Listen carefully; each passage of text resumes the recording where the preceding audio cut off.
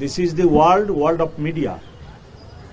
আপনার 2 মিনিটের ভিতরে 1 মিনিটের ভিতরে এই ঢাকা শহরের খবর ব্রাজিল চলে যাচ্ছে।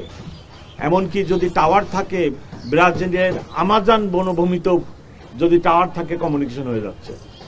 সো সেই যুগে বিভিন্ন জায়গা থেকে বিভিন্ন প্রোগ্রাম আসতেছে এবং আপনারা দেখছেন সেই সব প্রোগ্রাম আমরা মোকাবেলা করতেছি। এবং প্রোগ্রাম তো দিতেই পারে, ভিডিও বার্তা, মিডিয়ার জগৎ প্রোগ্রাম দিতেই পারে এবং সেগুলো তো আমরা প্রতিদিনই মোকাবেলা করে যাচ্ছি। এবং নিষিদ্ধ ঘোষিত ছাত্রলীগের অনেক নেতাকে আমরা ইতিমধ্যে অ্যারেস্ট করেছি, তারা বন্দী আছে। আর তারা যদি এরকম কোনো অ্যাটেম্প্ট নেয় অবশ্যই আমরা ব্যবস্থা নিব। তবে আপাতত দৃষ্টিতে আমি কোনো আশঙ্কা দেখি না।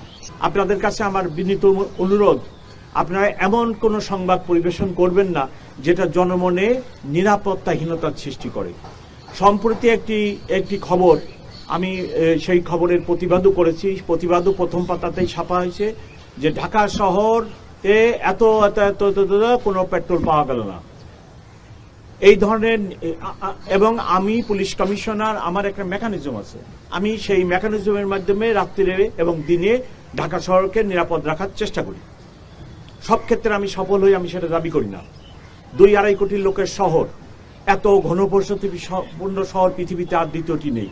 এখানে দারিদ্রতা আছে, এখানে বেকারত্ব আছে, এখানে বস্তিতে লক্ষ লক্ষ লোক বাস করে, এখানে লক্ষ লক্ষ লোক ফুটপাতে বাস করে। এরূপ একটি জটিল শহরের পুলিশ কমিশনার আমি।